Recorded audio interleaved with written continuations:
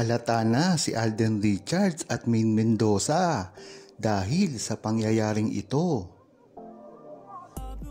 Napansin nga ng ilan sa mga ADN ang ikinikilos ngayon ni Alden Richards at Maine Mendoza. Partikular dito si Alden. Dahil nga naman ang publiko ay nakatutok ang mga mata sa kanya dahil na rin ito sa dami ng babae na ikinukumpara sa kanya at gustong pagsamahin.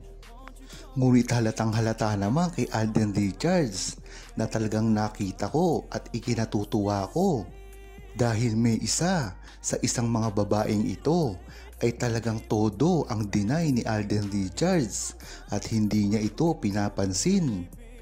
Na kung makikita natin sa ibang lalaking artista na gustong magpasikat, talagang papatusin ito kahit sino pa ang ipartner at maugnay sa kanila.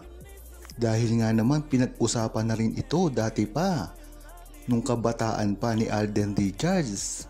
Kung mapapansin nyo sa mga interview niya, ay sinasabi niya na ito na hindi talaga siya nakikiapid nang magkasintahan at magka-love team pa sa Elmo Magalona at si Julian San Jose.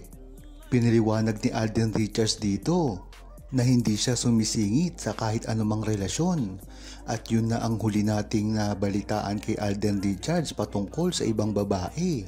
At pagdating naman ni Maine Mendoza, dun na nakita ang totoong kulay ni Alden Richards, kung gaano niya minahal si Maine Mendoza, kung paano niya inalagaan at kung paano siya naging totoo sa kanyang sarili.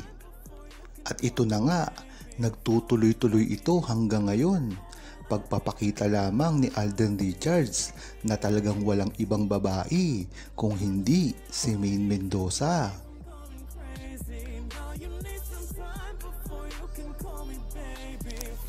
Huwag kalimutang mag-subscribe, comment at i-like ang video na ito. Thanks for watching!